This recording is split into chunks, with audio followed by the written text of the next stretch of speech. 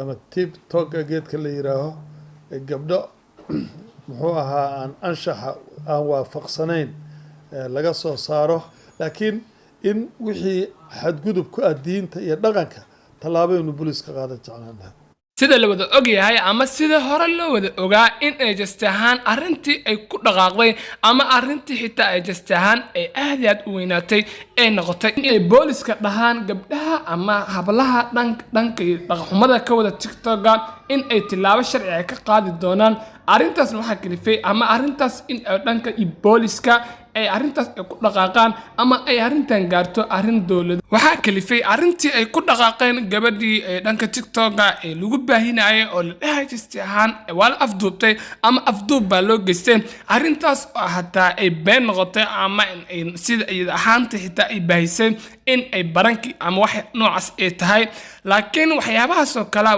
waxyaabo oo jastahaan magaalada ama markaas meeshii jastahaan lagu afduubanayo ama sumcad ahaan magaaladaas ay hoos u dhac badan laga dareemi karo alisdhihi karo haddii ay tahay qof jasti ahaan qof baraha bulshada ku jirto ama baraha bulshada dhankaas iyo saameyn fara badan ku leh marka waxaan dhihi karnaa waxay jasti ahaan dowlad inay gaarto ama dhan boolis ay gaarto arrintan waxyaabahan ayaa kalifi karo waana wax in badan aad iyo aad u qurux badan in jasti ahaan ee dhankaas iyo booliska ay tilaabo sharci ka qaadi doonaan qofkii markaas dhaqaxumo ama waxyaabaha dhaqanka xun dhankaas iyo TikTok ay ku soo baahiyaan mid 100% lagu taageeri karo dhanka iyo booliska in ay dumarka ama dhaqanka xun ee dhankaas iyo TikTok ku soo baahinayaan muuqaalada aad iyo aadka looga fiican yahay ay dhankaas iyo TikTok ku soo baahinayaan waana wax jasta ahaan aad u qurux badneen ama dal ahaan jasta ahaan ay ka ahaan xitaa qurux badneen 100% in dalka ka soo jeedo ama wadanka ka soo jeedo sumcad darro aad u jeediso in badan waxa dhici karnaa waa wax aad loogu qurux badnaa laakiin jasta ahaan booliska tilaabada ay qaadeen ama tilaabada jasta ahaan ay dhaheen waa la qaadaya ama waa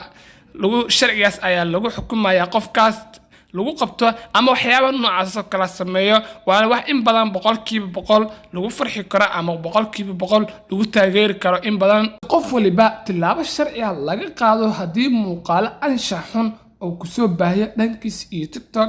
waxaana u badan muuqaalada anshax xun ee ku soo baahiya dhankaas iyo TikTok hablaha ama dumarka saa u taqaanaba dumarka u badan 100% in ay qaarkood damba ama ay meelahaas kala ay dhankaas iyo TikTok ku soo baahiyaan waana wax aad shakhsi ahaantada hadii aad ku soo duubto ama gabadh ahaa ama